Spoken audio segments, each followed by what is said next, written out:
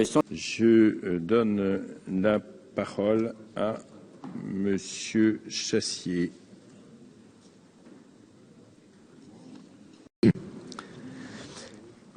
Oui, Monsieur le Président, mes chers collègues, nous sortons à peine de la crise sanitaire dans l'euphorie d'une reprise qui n'est qu'un rattrapage du niveau antérieur et qui ne sera atteint d'ailleurs qu'en 2022, mais avec beaucoup d'interrogations et d'incertitudes. Nous le verrons en examinant le contexte économique et son impact sur la trajectoire budgétaire. Vous commencez par aborder les grandes priorités de la mandature.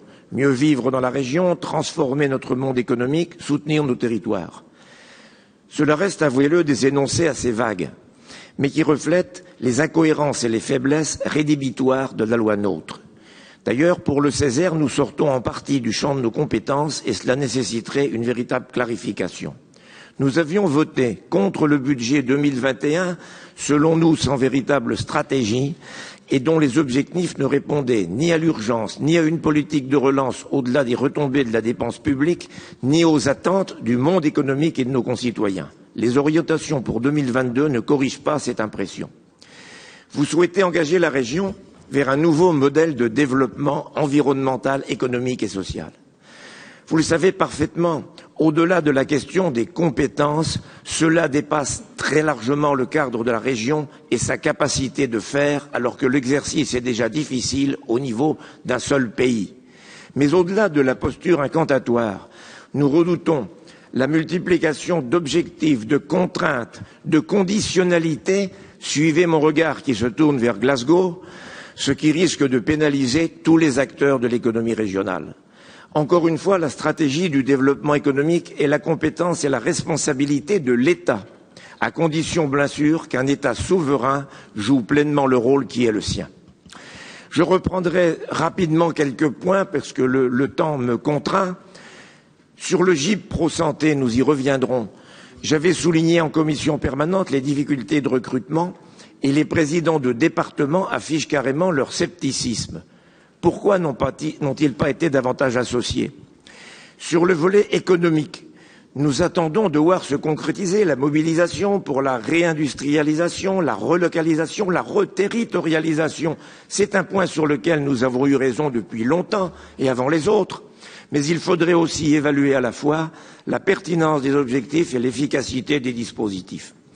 Le Césaire note par ailleurs que le soutien en faveur de la recherche et de l'innovation ne sont même pas cités dans le rapport. Votre plateforme territoriale de rénovation énergétique de l'habitat semble faire doublon avec le nouveau service public France Rénov, pendant que les EPCI ouvrent, elles aussi, des guichets uniques qui ont le même objectif. Pourrait-il y avoir un peu de cohérence? De même, les objectifs surfaciques en matière d'agriculture bio semblent irréalistes au regard de la future PAC 2023-2027 et de la gestion des aides. Beaucoup d'incertitudes également sur le volet ferroviaire, cela vient d'être rappelé. Les contrats régionaux de solidarité territoriale devront placer la question des transitions au cœur des projets.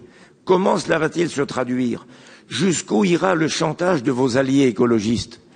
Pour nous, les CRST devraient d'abord agir pour l'égalité des territoires en redynamisant la ruralité et les villes moyennes qui représentent les 2/3 des habitants de la région et cela rejoint le volet économique. Mais tout cela reste vague, très vague, trop vague, nous le déplorons.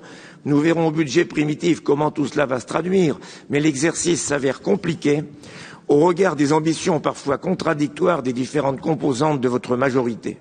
La seule chose qui ressort vraiment de cette présentation, c'est en effet la pression croissante du groupe écologiste. Nous voyons aussi que les dépenses de fonctionnement ont fortement augmenté pendant la crise, avec une trajectoire budgétaire qui laisse apparaître une diminution rapide de nos capacités d'investissement dès le milieu de la mandature, dès lors que nous aurons atteint la limite de notre capacité d'endettement en calculant l'épargne brute hors TICPE Grenelle qui devrait être, vous le savez, inscrite en recette d'investissement. Et nous serions dans ce cas à 9,9 années de désendettement en 2025 à partir de vos propres calculs. De fait, nous voyons le niveau d'investissement retomber rapidement dans la trajectoire budgétaire. La TVA représente aujourd'hui une fraction déterminante dans nos recettes, dont chacun espère le dynamisme, mais qui reste la plus sensible à la conjoncture. Or, passer le rattrapage du niveau d'avant-crise, au prix d'un déficit budgétaire qui explose, les prévisions de croissance dès 2023 retombent au niveau d'avant, entre 1 et 1,5%, sans exclure le risque d'une défaillance. C'est peut-être encore trop pour les partisans de la décroissance, mais insuffisant pour garantir le dynamisme des recettes, et cela rend fragiles les prévisions budgétaires, sans parler de l'instabilité institutionnelle. Je vous remercie.